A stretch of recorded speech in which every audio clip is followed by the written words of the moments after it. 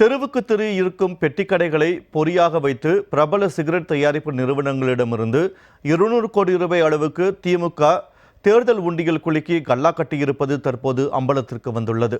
எலிப்பொறியில் தேங்காய் வைப்பது போல பெட்டிக்கடைகளை பொறியாக வைத்து சிகரெட் தயாரிப்பு நிறுவனங்களிடம் திமுக கல்லா கட்டியது எப்படி? விரிவாக பார்க்கலாம் இந்த செய்தி தொகுப்பில்.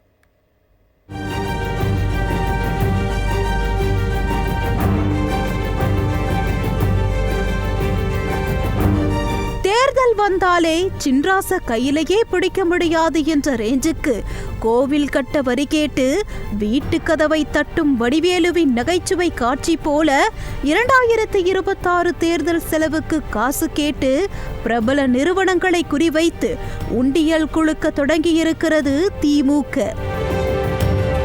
உங்களுடன் ஸ்டாலின், நலம் காக்கும் ஸ்டாலின், 10 லட்சம் கோடி முதலீடு ஈர்ப்பு என எவ்வளவுதான் உருண்டு புரண்டு உருட்டினாலும் சந்தை சிரிக்கும் சட்ட ஒழுங்கு, பல்லை இழைக்கும் பெண்கள் பாதுகாப்பு, 40,000 கோடியை கடக்கும் டாஸ்மாக் ஊழல், தாண்டவமாடும் ஆணவ படுகொலைகள், சீர்கெட்டு கிடக்கும் ஆட்சி நிர்வாகம், காவல்துறையில் தலைவிரித்தாடும் அதிகார அட்ராசிட்டிகள், போதா குறைக்கு திருப்புவனம் அஜித்குமார் படுகொலை, நெல்லை ஜாகிர் உசேன் படுகொலை, தூத்துக்குடி கவின் ஆணவ படுகொலை, மின்கட்டண உயர்வு, பால் விலையேற்றம், சொத்து வரி உயர்வு என 2026 சட்டமன்ற தேர்தலை பொறுத்தவரை இறுதி தருவாயில் திமுக ஆட்சி ஊசலாடி கொண்டிருக்கிறது.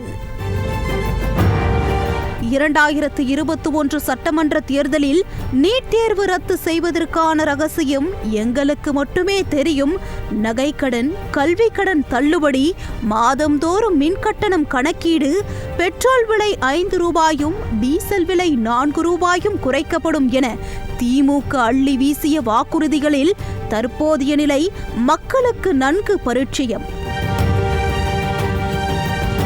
இதில் 5 ஆண்டுகள் சாதனைகள் என சொல்லிக்கொள்ளும் அளவுக்கு எதுவும் கைவசம் ஒன்றும் இல்லாததால் 2026 சட்டமன்ற தேர்தலில் பணபலத்தை மட்டுமே பிரதானமாக முன்வைத்து களமாட திட்டம் தீட்டி வருகிறது திமுக.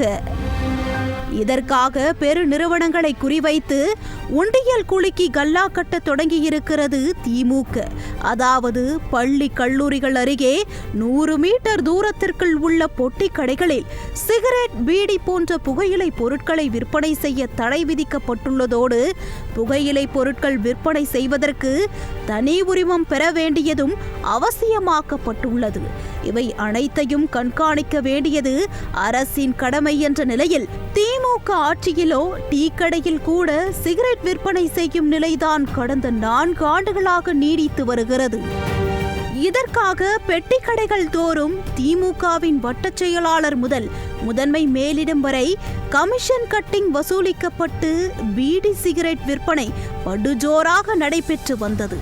ஆனால் திடீரென ஞானோதயம் வந்தது போல கடந்த 3 மாதங்களாக சட்டவிரோதமாக புகையிலை விற்பனை செய்யப்படுவது குறித்து தமிழகம் முழுவதும் பெட்டி கடைகள் ஒன்றுவிடாமல் போலீசாரும் அரசு அதிகாரிகளும் வளைத்து அதிரடி சோதனை நடத்தி வந்தனர். இதில் புகையிலை பொருட்களை பறிமுதல் செய்ததோடு பெட்டி கடைகளின் கல்லா பெட்டிகளையும் அதிகாரிகள் பதம் பார்த்ததால் நல்லவாய சம்பாதிச்சு கெட்டவாய கொண்டு சென்ற கதையாக பரிதவிப்புக்குரிய நிலைக்கு ஆளான பெட்டிக்கடை உரிமையாளர்கள் அதிரடி சோதனைக்கு பயந்து பீடி, சிகரெட் போன்ற புகையிலை பொருட்கள் விற்பனையை அவர்களாகவே தவிர்த்து கொண்டனர். இதனால் தமிழகம் முழுவதும் பீடி, சிகரெட் போன்ற புகையிலை பொருட்களின் விற்பனை முற்றிலும் முடங்கிய நிலையில் இங்கு அடிச்சாதாண்டா அங்க வலிக்கும் என்பது போல இதன் தாக்கம் பிரபல சிகரெட் தயாரிப்பு நிறுவனங்கள் மீது எதிரொலித்தது. அங்குதான் உள்ளது திமுகவின் சூட்சமம்.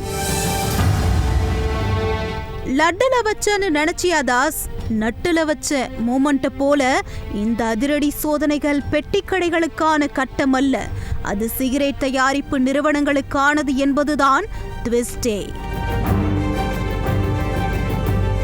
2026 சட்டமன்ற தேர்தலை ஒட்டி பெட்டிக்கடைகளில் உண்டியலை குலுக்கினால் அது டீ, காஃபி செலவுக்கு கூட பத்தாது என்பதால் சிகரெட் தயாரிப்பு நிறுவனங்களை குறிவைத்து பெட்டிக்கடைகளை பொறியாக பயன்படுத்தியதுதான் அந்த சூட்சமம்.